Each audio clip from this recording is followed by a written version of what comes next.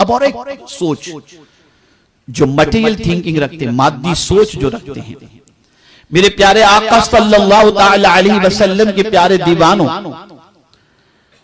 دنیا میں جن کو اللہ نے دولت عطا فرمائی، مال و زر عطا فرمایا، وہ یہ تصور کرتے ہیں کہ یہ ہماری کوشش ہے، ہماری عقل ہے، ہماری محنت ہے، ہماری طاقت ہے، ہمارا علم ہے، ہمارا ایجوکیشن ہے، جس کی وجہ سے ہمارے پاس یہ ساری چیزیں ہیں۔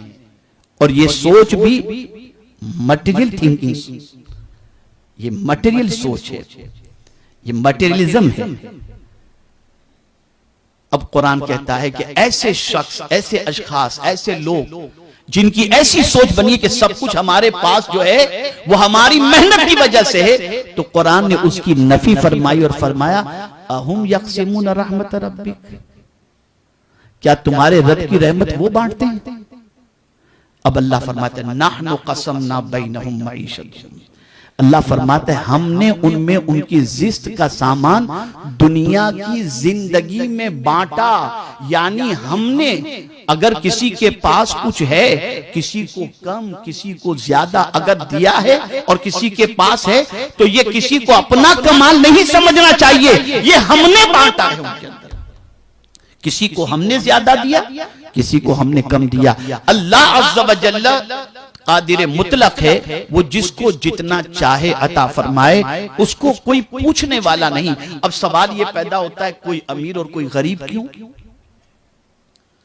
اللہ جب سب کا ہے، سب کا مالک ہے، سب کا خالق ہے، تو کسی کو مالدار کیوں بنایا، کسی کو غریب کیوں بنایا؟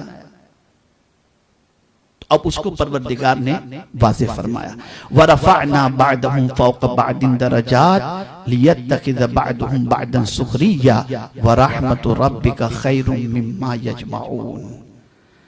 کسی کو امیر اور کسی کو غریب اللہ نے کیوں بنایا؟ تو اللہ عز و جل ارشاد فرماتا ہے اور ان میں ایک دوسرے پر درج و بلندی دی، مالدار غریبوں کا مذاق نہ اڑائیں، اور ساتھ ہی ساتھ تمہارے رب کی رحمت اس چیز سے بہتر ہے جس کو تم نے جمع کر کے رکھا ہے۔ جو کچھ تمہارے پاس ہے جمع کر کے تم رکھے ہو، اس سے تمہارے رب کی رحمت بہت زیادہ ہے۔ اور یہ بات یاد رکھیں، اللہ نے کسی کو امیر اور کسی کو غریب کیوں بنایا؟ اس لیے کہ سب کو امیر بناتا تو جھگڑے کرتے۔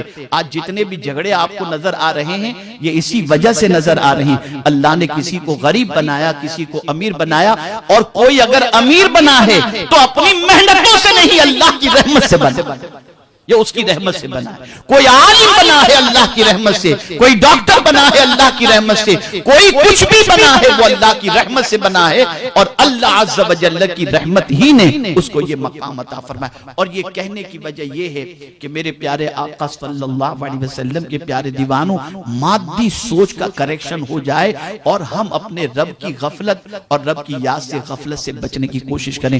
اور یہ کہہ کر قرآن گویا ہمیں یہ سمجھا رہا ہے، میرے بندو، اللہ عز و جل ہمیں بتانا چاہتا ہے کہ میرے بندو تم یہ نہ سمجھنا کہ تمہارا کمال ہے، ہم دینا بھی جانتے ہیں، لینا بھی جانتے ہیں۔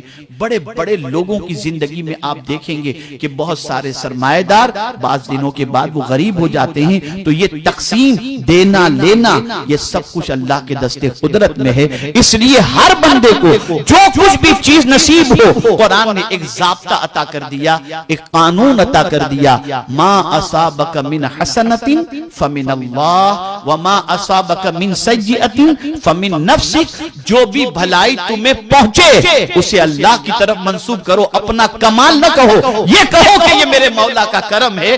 اور اگر تم سے کوئی برائی سرزد ہو جائے تو یہ کہو کہ یہ میرے نفس کا قصور ہے جس کی وجہ سے میں نے یہ گناہ کیا۔ اور جو کچھ تمہیں کامیابی اور بھلائی نصیب ہو جائے اسے اپنا کمال نہ سمجھنا، اسے مولا کا کرم سمجھنا، مولا کی عنایت سمجھنا۔